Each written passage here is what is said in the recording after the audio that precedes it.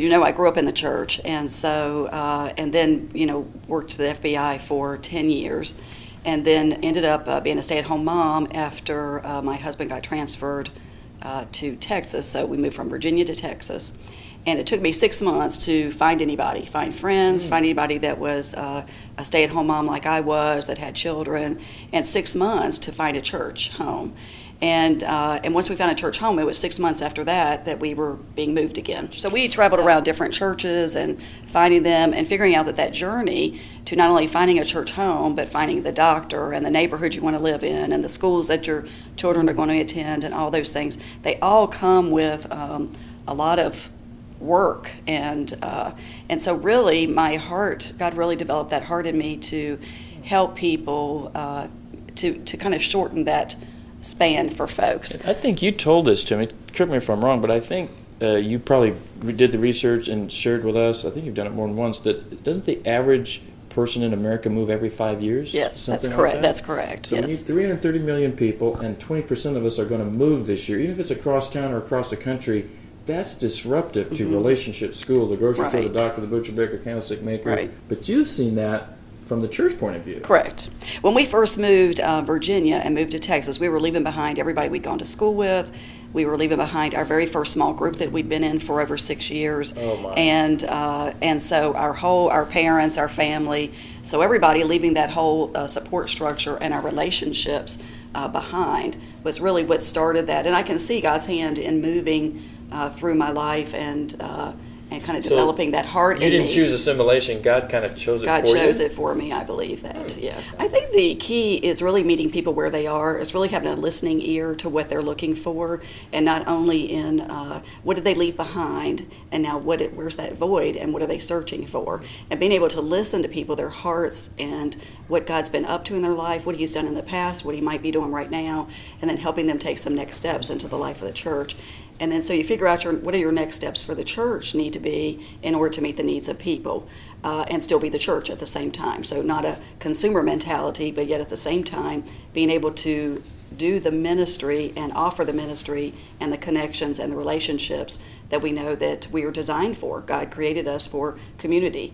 He says that in the Bible, in Scripture. And so when people come to the church, I'm not sure they know that they're really looking for community right off the bat. Sure, yeah. They're coming to hear a worship service, but it's really that longing to be known, and to be known. You just said something real important that I think is true when we all stop and think about it. We're often, we have a presenting need, we got to find a church. And it's a good thing. We're glad they do. Right. And for those who've been far from God, who finally say, I've been feeling God's calling me, maybe I should go check out church. So whatever, lost person seeking Christ first, or a church person displaced, or someone fallen away who's trying to come back, whatever is motivating them, that's a big thing to come into a new place and try to sort it out. Right. But then you're mentioning the fact that there's maybe something less conscious, but maybe as important, and that's these other voids that they may not even be in touch with. And the reason I wanted you to speak to this is I'm guessing in the 20-some years I've known you, I'm guessing you've got to be approaching 25, 30,000 interviews that you've done with new people. I know you've done counseling. You counsel people in a very specific way of helping them get connected. I'm guessing it's up in the thousands. What are some things that you've learned? How many people have even done that? And I'm sure you've reduced that to some convictions, some insights that would be good for folks who may never get a chance to do that, but they can imitate some of the things you've learned and are teaching the rest of us on staff to do. Right. Well, one of the things that I think listening to people and hearing their hearts is really key to helping them take next steps, not only into the life of the church, but take next steps in their personal life. Take a sidebar. Listening, most of us when we think of listening say, yeah, I know. But you're talking about listening at a deeper level. Kind of expand that a little bit, because I know when you listen differently than a lot of people on staff. You have a trained ear. How did you get that? I'm actually listening because I know that if I listen with an agenda, if I listen to people and I already have an agenda and I already have decided in my mind what's going to be my next step, my next conversation, my next sentence with them, then I know it's really all about me. It still is all about me, and it's not about them. Oh, I need a new usher. I need to stick you in the nursery. Right. Regardless of what they tell me. And so it's really what I like to call agenda-free listening, to where there's no agenda, and me hearing your heart, hearing what God's been doing in your life, hearing what He's been up to, what He might be calling you to, and let us figure out together if we can get God's mind about what He might be doing in your life, and let me help you take the next steps to fulfill that calling. Kathy, this learning center we have here is about transformational leadership, and I believe I've actually had the privilege, and sometimes in a room, watching you listening agenda-free with someone. What have you observed that people experience, sometimes for the first time, at a table with you, experiencing agenda-free listening? Because a lot of people are used to, you come in, you get out, your name out, I'm at the doctor's office, I'm at the school, I'm at the counter, hurry up, get some swap. But you're not doing that. When people actually experience that, tell me some of the common things you see people experience, maybe for the first time, because you're offering them this grace-filled, agenda-free listening.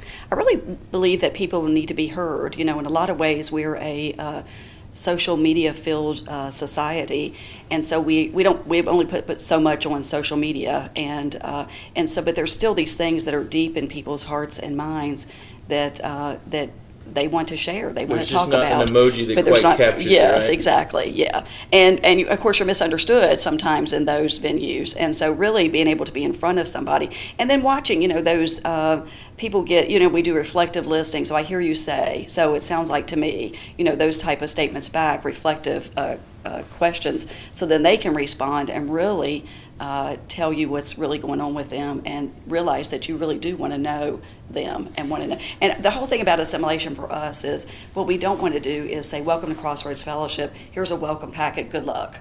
We want to say everything we do, and every time we meet with somebody, every time we talk with somebody, we want to say, now what is the next step for you, Doug, for me, Kathy, for whoever it is we're talking to, what would be the next steps for you? Because your next steps are not my next steps. And the next person coming in the door, the next steps are not the same. It's not one size fits all. But we do know the steps that need to be taken in people's lives in order for them to experience life development. And let me venture something here. I know that we can put on our training site here a handout, because I've seen you train some of our members who want to do this counseling with you, because obviously you can't do everybody. So you train people with this gifting, skills, motivation, but you actually train them how to do this. Probably many of our pastors and some of our nonprofit leaders and business leaders, reality is, if we all tested ourselves on a scale of 1 to 10, we'd probably be surprised how bad we listen. If we were trying to encourage leaders to cultivate this, their first thought is, I don't have time. Tell a person like me who thinks I'm too busy to listen like you, say, well, we need you to do that, Katie. I don't have time for that.